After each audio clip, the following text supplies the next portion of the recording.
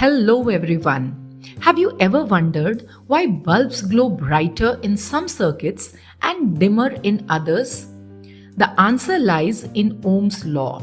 In today's class, we'll make Ohm's law super easy with simple examples and numericals. Let's get started. So Ohm's law states that the current through a conductor is directly proportional to the potential difference across it, provided the temperature remains constant. Now, what does this mean? It means that when potential difference increases, the current will also increase. In simple words, V equals I into R, or voltage equals current multiplied by resistance. When we plot voltage against current, we get a straight line. And if we find the slope of this line, it will give us resistance. Now, higher the slope of this line, the resistance will be greater. Now, when you are solving questions of Ohm's law, always remember to check the units. The voltage must be in volts. The current should be in amperes and resistance should be in ohms. This will help you avoid any type of silly mistakes in exams. Now let's solve some questions. Let's take this first example. It says a current of 2 ampere flows through a resistor of 5 ohm and we have to find the potential difference. So how to solve it?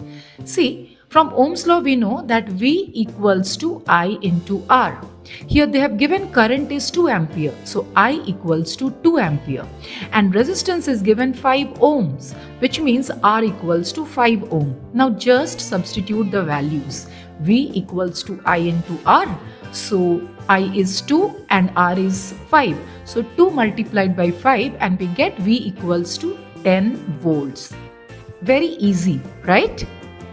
Let's take one more example and see how to solve this question. So this question says a potential difference of 12 volt produces a current of 3 ampere and we have to find the resistance. Again, check Ohm's law states V equals to IR. So V is given to us 12 volt and current I is given to us 3 ampere.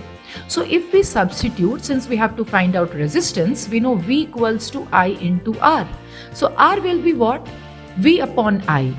And just put the values now. V was 12 volt and I is 3 ampere. So 12 upon 3 and we get 4 ohms. And it was just that. See, it's done.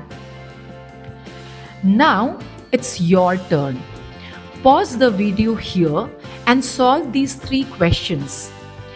Only once you are done, resume to check answers.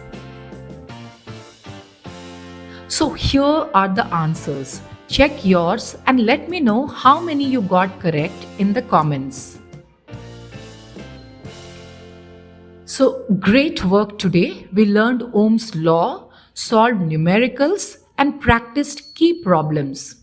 Don't forget to like, share and subscribe for more easy physics lessons. And yes, I have added a free practice worksheet link in the description. So go download and practice more. Thanks for watching my video. Keep practicing and keep learning.